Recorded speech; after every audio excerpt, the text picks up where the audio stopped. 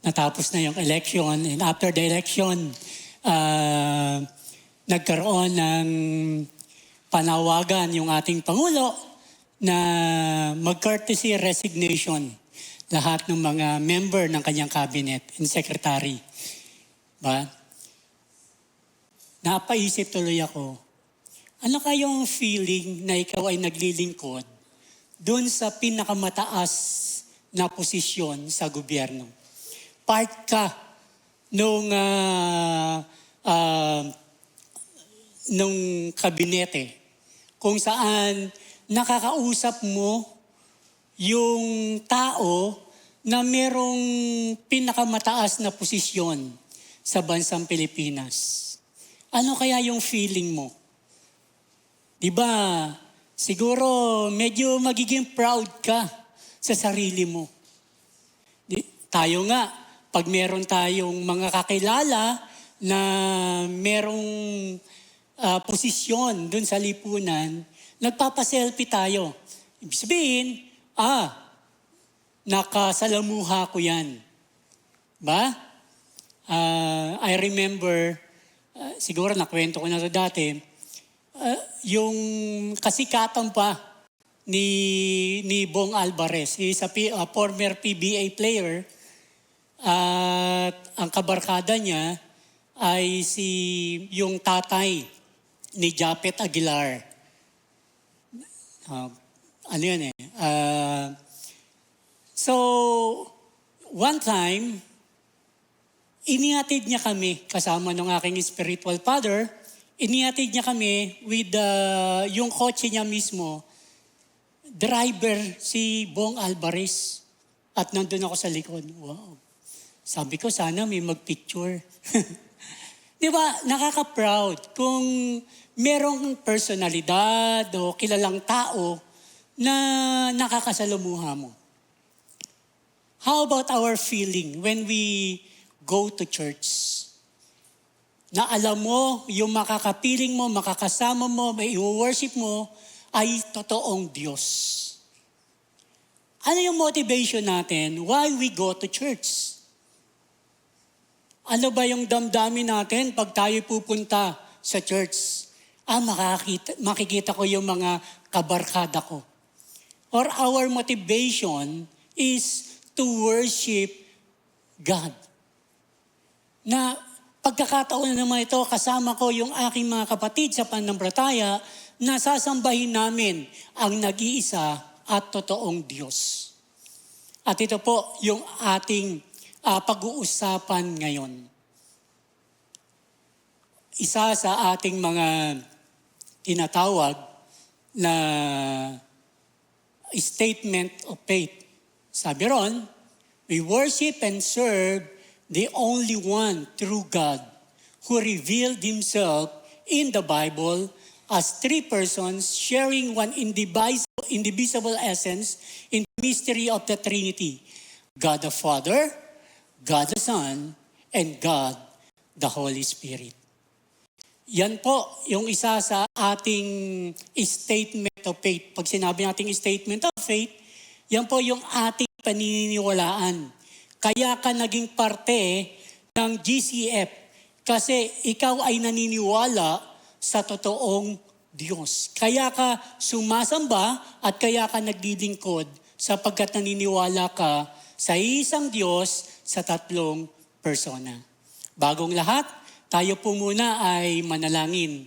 Aming Diyos na dakila sa lahat, maraming salamat po sa pagkakataong ito na pinagkaloob mo sa amin upang purihin, sambahin ka, Panginoon, at patuloy na alamin kung sino ka sa aming pong buhay sa magitan po ng iyong salita. Kaya ang dalangin namin, O Diyos, sa pagkakataong ito, buksan mo po ang aming mga puso't isipan upang makita po namin ang kagandahan ng iyong salita. Purihin ka, O Diyos, ito po ang aming samot dalangin sa pangalan ni Jesus. Amen. Di ba nakakatuwang isipin na alam mo yung reason kung bakit ka naging part ng GCF? Pumunta ka rito, naging part ka ng GCF dahil, may kakilala lang ako. kung ganun po yung reason natin, o pinilit lang ako, nagpa-member lang ako, ito ay nakakaapekto sa ating pagsamba at sa ating paglilingkod. Ngunit kung alam mo talaga yung rason kung bakit ka sumasamba at naglilingkod, ito ay nakakaapekto rin kung ano yung motibasyon natin. Kaya nga, every Sunday, we go to church na ang tanging rason lang natin ay sambahin natin ang ating tunay na Diyos. Kagaya po ng ating pong statement of faith, we worship and serve the only one true God. Atin po itong liliimin o talagang pag-aaralan. Sabi ron, we believe that there is one God. Sabi rito sa Deuteronomy 6:4, Hear, O Israel, the Lord our God, the Lord is one. Ito po ay napakahalagang katuruan para po sa mga Israelites. Sila po yung bayan na pinili ng Diyos. At sinasabi ron, pakinggan nyo, mga Israelita, na meron lamang iisang Diyos. Nag-iisang Diyos. Ibig sabihin, one God rather than many gods. Yung mga during that time, at kahit sa kapanahunan po natin ngayon, pero rampant during those time, na yung mga nations, even yung Egypt na pinanggalingan, kung saan tumakas yung mga Israelita, sila ay naniniwala sa napakaraming Diyos. At yung mga bansa na nakapaligid sa kanila ay naniniwala sa iba't ibang Diyos-Diyosan. Kaya napaka-importante para sa isang Israelita na meron lamang iisang Diyos na dapat niyang pagtiwalaan at dapat nilang kilalanin. Kaya nga, yung Egypt, kung saan nag-escape yung mga Israelite, they were so exposed to many God and goddesses. Kung titignan po natin dito, medyo maliit, kung saan ang Diyos ay nagpadala ng iba't ibang plagues.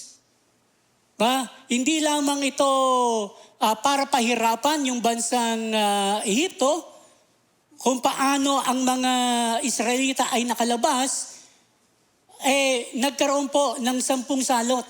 Hindi lamang ito ay salot na ipinadala ng Diyos sa bansang Egypt, kundi meron din pong mga Diyos-Diyosan na kinikilala ang mga Egyptian, kung saan mas pinakita ng Diyos yung kanyang kapangyarihan.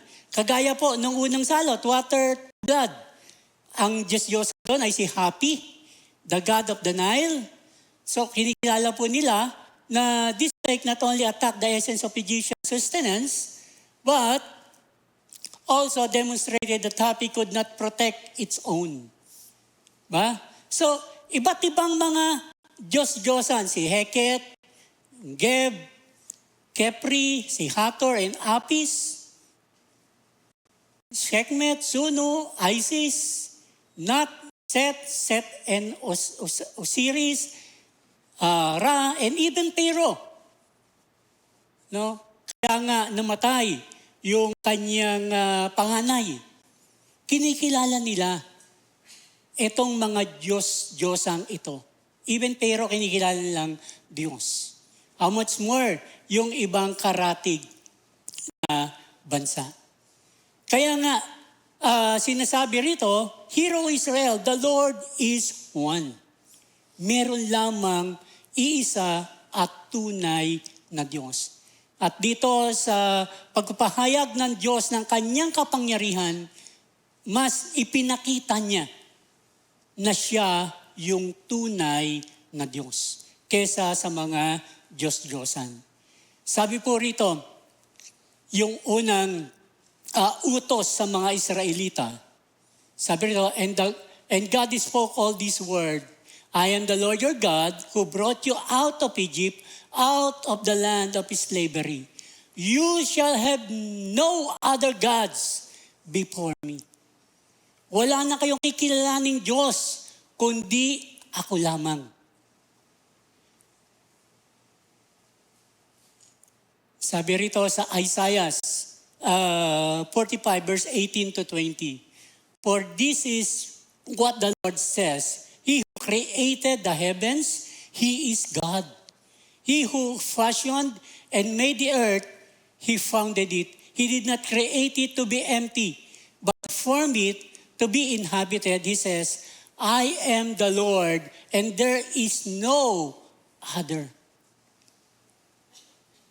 I have not spoken in secret from somewhere in the land of darkness. I have not said to Jacob, descendants, seek me in vain. I, the Lord, speak the truth. I declare what is right. Gather together and come. Assemble you fugitives from the nation. Ignorant are those who carry about idols of wood, who pray to gods that cannot save. So, wala nang ibang kikilalaning Diyos kundi ang ating tunay na Diyos. At galit na galit ang Diyos doon sa mga tao na sumasamba sa iba't ibang Diyos-Diyosan. Kaya nga, sabi rito, ignorant are those who carry about the idols of wood. Ba? So, wala silang kaalaman doon sa mga sumasamba na ang gamit yung Diyos-Diyos ang kahoy. Ang ibig din sabihin nito that one God rather than no God. So, kanina, pinag-usapan po natin, one God rather than many gods. Maraming mga Diyos-Diyosan. Ngunit sa paglipas ng panahon, marami rin ang hindi kumikilala sa tunay na Diyos. Sinasabi na wala raw Diyos. Meron akong isang kwento na naalala. Merong isang pastor. Nandun siya sa kanyang church, nagpapahinga, maliit na church. Merong isang lalaki na humahangos doon sa, Pastor, ikaw lang makatulong sa akin. May dala-dala siyang itak. Pastor, ikaw lang kailangan ko makausap. Tulungan mo ko. Sabi, bakit? Bakit ka humahangos? Kasi, Pastor, nagtalo kami ng kaibigan ko. O ano naman yung pinagtalunan nyo? Pastor, sinasabi niya merong Diyos. Sabi ko, Pastor, walang Diyos. Nagtalo kami, nagtalo. Kaya nataga ko po siya, Pastor. Ikaw, Pastor, naniniwala ka ba na merong Diyos? Sabi ko, ano kaya sagot natin? So, sometimes we are challenged dahil sa mga pangyayari, parang wala nang Diyos na nagkokontrol. Di ba? Parang, meron bang Diyos sa lahat ng mga kasalanan na nangyayari sa sanlibutan, meron bang Diyos? Yun yung tinatanong natin. Pero ano sabi sa Biblia? The fool says in his heart, there is no God. They are corrupt, their deeds are vile, there is no one who does good. Dalawang beses po sinabi yan sa Psalm 14 verse 1 at sa Psalm 53 verse 1. Isang kamangmangan ang sabihin mo na walang Diyos. Sa kabila ng ng teknolohiya, pag-develop ng technology, talino ng mga tao, nakikita na kaya na namin.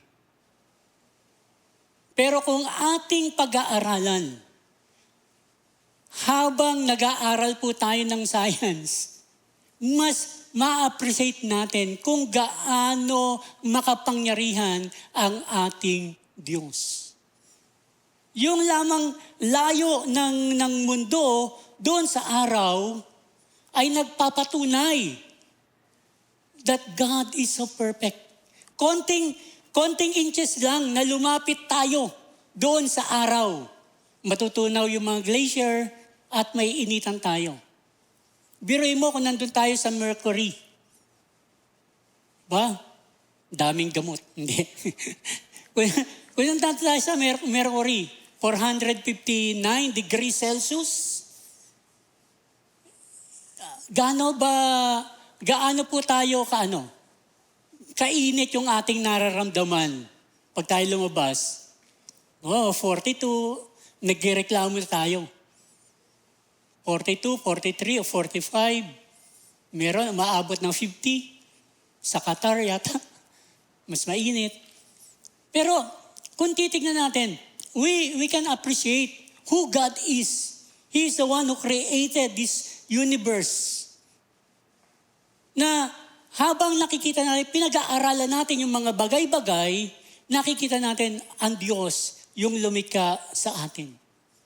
Ang Diyos ang makapangyarihan na lumikha sa atin. Even the composition of our body. Biruin mo kung wala kang kilay. Di ba? Ang hirap. Yung iba, sineshave. Pero merong purpose. Kasi pag pinawisan ka, diretso sa mata mo, merong layunin yung bawat parte na meron tayo. Ba? Kaya nga sabi rito, yung mga mangmang ay nagsasabi na walang Diyos. In Romans 1:18-20, bakit? The wrath of God is being revealed from heaven against all the godlessness and wickedness of people who suppress the truth by their wickedness. Since what they may be known about God is plain to them, because God has made it plain to them. For since the creation of the world, God's invisible qualities, His eternal power and divine nature have been clearly seen, being understood from what have been made, so the people are without excuse. Yung mga bagay na nakapaligid sa atin, napapatunay na mayroong Diyos. Ang hindi lang kumikilala na mayroong Diyos ay yung mga tao na namumuhay sa kasalanan. One true God against many false gods.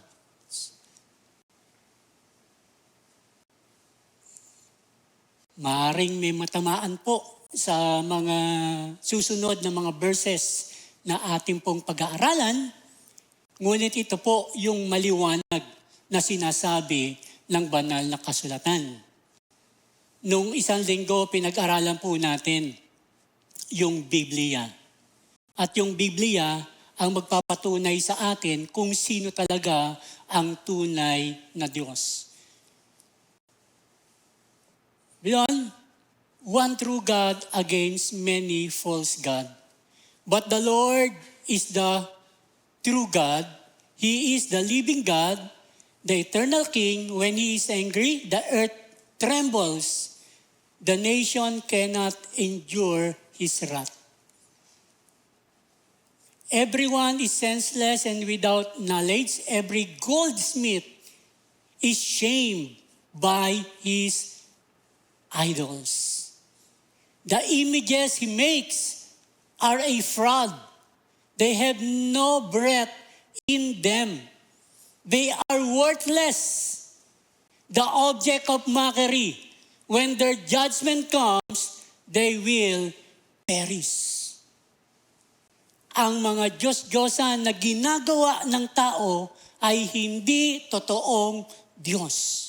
And yet, marami po yung sumasamba doon sa mga ginagawa ng tao.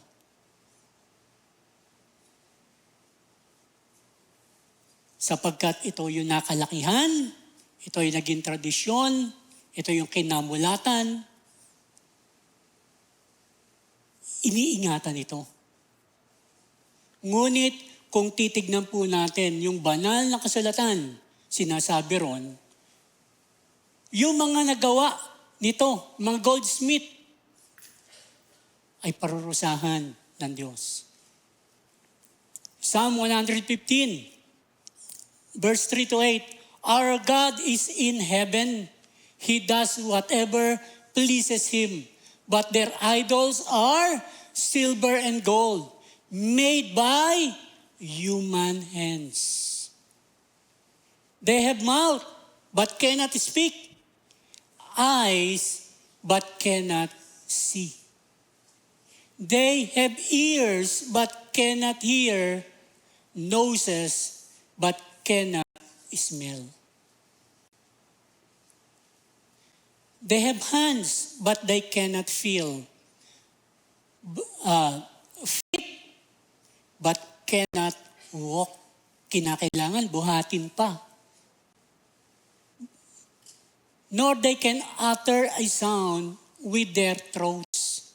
Those who make them will be like them, and so will all who trust in them. Maliwanag po na sinasabi ng banal na kasulatan na meron lamang iisang Diyos and He is a living God. Siya ay buhay na Diyos na nangungusap sa atin. Hindi po siya kagaya ng mga Diyos-Diyosan na merong ang tenga, merong ang kamay, pero hindi niya magawa kung ano yung dapat gawin.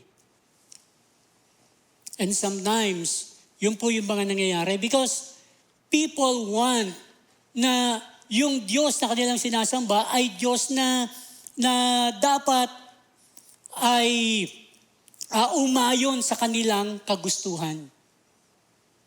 Na pag ginawa ko to, gagantihan mo ako.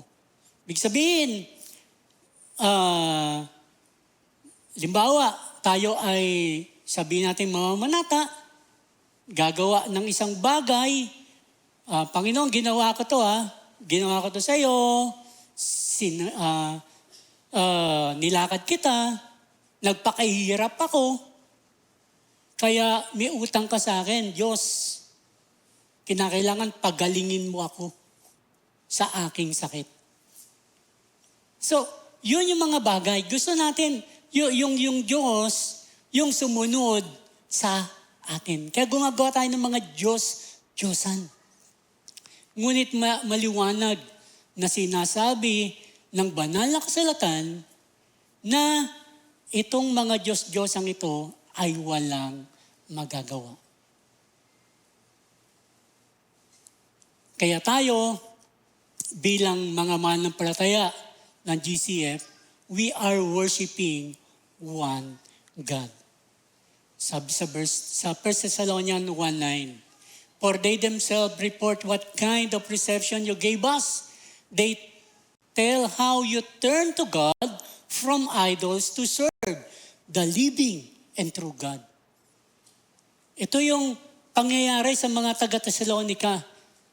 Yung mga, si Apostol Pablo nangaral sa Thessalonica at marami.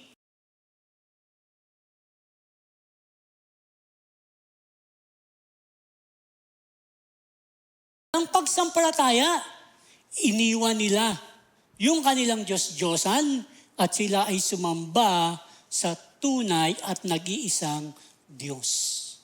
Kaya isang patunay na ikaw ay tunay na mananampalataya, hindi ka sumasamba sa Diyos-Diyosan. Kung meron kang tunay na relasyon sa Diyos, iisang Diyos ang iyong kinikilala. kagaya ng mga taga-Thessalonian, buhay na patotoo that they turn to God from worshiping idols. O sana meron tayong tunay na pagkakilala sa Diyos na we are worshiping and serving the only one true God. Kagaya po ng ating statement of faith, we worship and serve the only one true God. Sabi rito, who revealed himself in the Bible as three persons sharing one indivisible essence in the mystery of the Trinity. God the Father, God the Son, and God the Holy Spirit.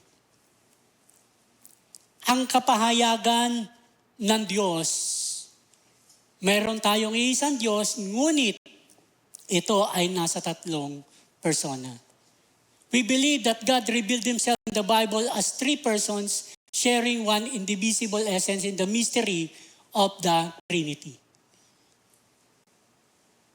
Trinity, ito po yung salita, bagamat hindi natin makikita sa Biblia, ngunit ipinahayag ng Diyos ang kanyang sarili sa magitan ng tatlong persona. Kung titignan po natin dito, merong tatlong persona, God the Father, God the Son, and God the Holy Spirit. The Father is not a spirit, He is not a Son. Magkaiba sila, pero sila ay iisang Diyos. Tunay nga na mahirap arukin, mahirap unawain ang mga bagay na ito. Pero dito po ipinahayag ng Diyos ang kanyang sarili. Nakita natin yung pagka-Diyos ng Diyos Ama, marami pong mga verses sa Biblia yung nagpapatunay sa Diyos Ama. At titignan po natin ngayon ang pagka-Diyos ng Panginoong Hesukristo. The Bible clearly presents Jesus as God. John 1:1-3. In the beginning was the Word, and the Word was with God, and the Word was God. He was with God in the beginning. Through Him, all things were made. Without Him, nothing was made that has been made. Sino po yung tinutukoy na word dito? Walang iba kundi ang Panginoong Hesukristo. Kasama na siya sa simula pa. Kasama na siya doon sa pagkakalikha sa atin. Kaya siya ay tunay na Diyos. Yung recent DBBS po natin, pinakita doon yung mga miracles na gawa ng Panginoong Hesukristo. Even the storm ay sumusunod sa Panginoong Hesukristo. Pagkapatunay na si Jesus ay tunay na Diyos.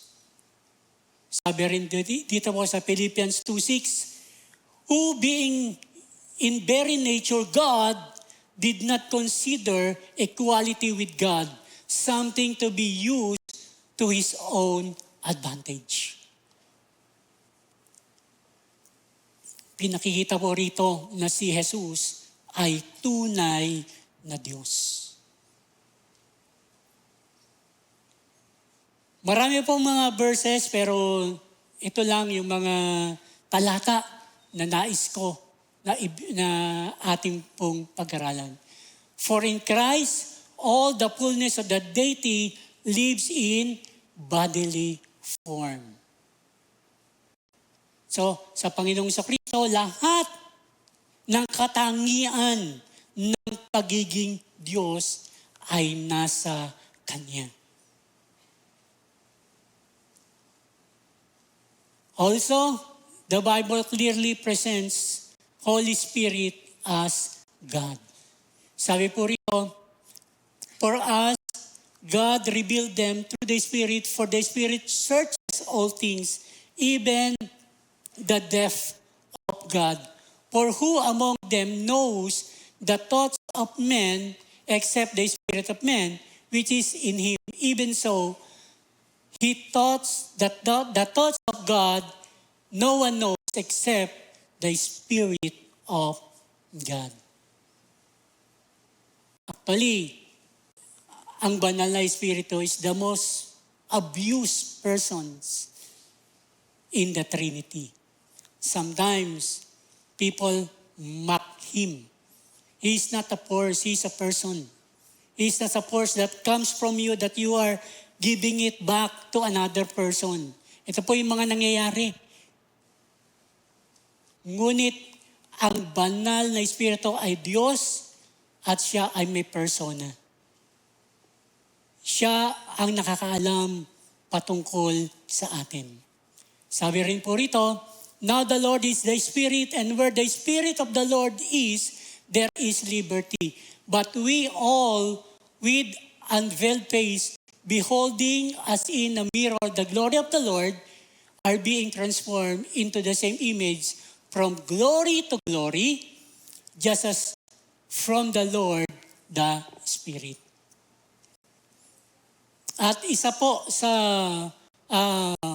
malinaw na sinasabi na ang banal na Espiritu ay Diyos, dito po sa Acts chapter 5, verse 3 to 5, kung saan si Ananias ay nagkasala. Sabi niya, ito lang yung pinagbenta ng lupa. Sabi ni Peter, but Peter said, Ananias, why has Satan filled your heart to lie to the Holy Spirit and to keep back some of the price of the land? While it remained unsold, did it not remain on your own? And after it was sold, was it not under your control? Why is that you have conceived this deed in your heart? You have not lied to men, but to God. Dito sinasabi na ang banal na Espiritu ay tunay na Diyos. Mahirap unawain na merong isang Diyos sa tatlong persona. All three persons of the Trinity is also mentioned together in the Bible. Lagi sinasabi ron sa Matthew 28:19, therefore, go and make disciples of all nations, baptizing them in the name of the Father, and of the Son, and of the Holy Spirit. Lagi silang magkakasama. 2 Corinthians 13:14, may the grace of the Lord Jesus Christ, and the love of God, and the fellowship of the Holy Spirit be with you all. 1 Peter 1:2, who have been chosen according to the foreknowledge of God the Father, through the sanctifying work of the Spirit, to be obedient to Jesus Christ and is sprinkled with His blood. Even in our salvation, kung paano tayo ay naligtas, ay gawa rin ng Diyos sa tatlong persona. God planned it, and Jesus Christ purchased us with His blood, and we are sealed by the Holy Spirit. Sabi rito, Galatians 4:4-6, but when the set time has fully come, God sent His Son, born of a woman, born under the law, to redeem those under the law, that we might receive adoption to sonship. Because you are His sons, God sent His Spirit of His Son into our hearts, the Spirit who calls out, Abba, Father. So, maliwanag dito na kaya tayo ay naligtas. Ito po ay pinlano ng Diyos noon pa man. Kaya nung dumating yung takdang panahon, binigay niya yung kanyang bugtong na anak na namatay sa krus para sa atin, para tayo iligtas sa ating mga kasalanan. At kung tayo'y sumampalataya sa Kanya, meron tayong banal na Espiritu doon sa atin na nagsasabing, Abba, Father. Ibig sabihin, meron tayong malalim na relasyon doon sa Diyos. Kaya, yung ating kaligtasan ay gawa ng isang Diyos sa tatlong persona. Our salvation was planned and initiated by God the Father, agreed upon and executed by God the Son, and imparted to believe by God the Holy Spirit. Sabi nga, someone said about the doctrine of the Trinity, try to explain it and you will lose your mind. Hindi talaga natin. It is really a mystery. But try to deny it and you'll lose your soul. We have to believe it with our heart. We cannot know the truth of the Trinity exhaustively, but we can know it truly. We believe there is one God, eternally existent in three persons, the Father, Son, and the Holy Spirit. Hindi talaga natin kayang unawain. Masisira ulo natin. Pero kung i-deny naman natin, hindi tayo maliligtas. Ang kailangan lang po natin gawin is to believe it with our heart.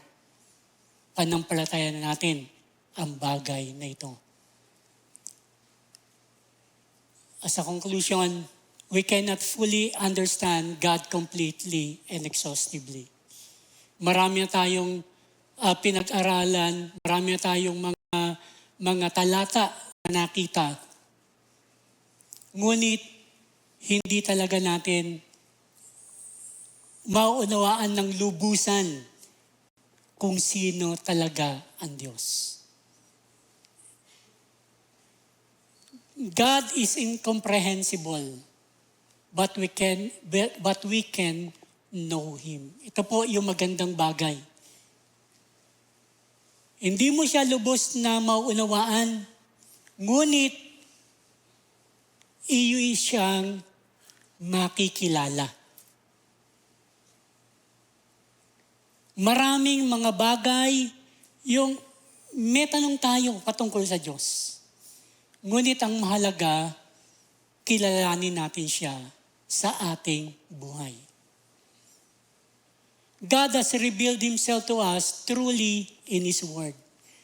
Ang salita ng Diyos ay binigay po sa atin upang mas lalo pa natin siyang kilalanin sa ating buhay. Maraming pagkakataon na pwede nating pag-aralan kung sino talaga ang Diyos. Ngunit, mananatili at manatili yung marami po nating katanungan. Ngunit ang mahalaga, hindi man natin ito maunawaan, ay makilala natin ang ating Diyos. At ang nais ng Diyos sa atin, unang-una, ay magkaroon tayo ng relationship sa Kanya. God wants you to have relationship with Him. Nais niya na magkaroon siya ng relasyon sa iyo. Kaya ito yung dapat natin tanungin sa buhay natin. Tunay nga ba na may relasyon ako sa aking Diyos? Sabi ko nga kanina, makaka-apekto yung pagkilala mo sa Panginoon sa iyong pagsamba at paglilingkod. Kung kinakilala mo siya sa buhay mo bilang Panginoon na sarili mong tagapagligtas, you are excited to worship Him. You are excited to serve Him. Ang tanong, meron ka na bang tunay na relasyon sa Diyos? Kung hindi ka pa sigurado, maaari mo aming tanungin mamaya, paano ba magkaroon ng tunay na relasyon sa Diyos? Maaring sumisimba ka rito, pero sa sarili mo, hindi ka sigurado na nasa buhay mo na siya. Kagaya nung mga taga-Thessalonian, they turned to God from idols. Umalis sila doon sa kanilang kasalanan kasi nakilala nila ang tunay na Diyos. Maaring matagal ka na na nandito, maring nanonood ka ngayon, ngunit ang mahalaga ay meron kang tunay na pagkakilala sa Diyos. Magkaroon ka ng relasyon sa Kanya. And once you have that true relationship with God, ang kinakailangan niya, God desire reverence. Not only relationship, but also reverence to Him. Tunay na paggalang, tunay na pagsamba sa Kanya. Reverence. Kaya nga, kung tunay na kilala mo ang Diyos, iginagalang mo siya. Sa iyong pagsamba, ibinibigay mo yung buhay mo sa Kanya. Sa iyong paglilingkod, tunay ang iyong paglilingkod. Kasi siya yung pinaglilingkuran mo. Hindi ka naglilingkod because you want something.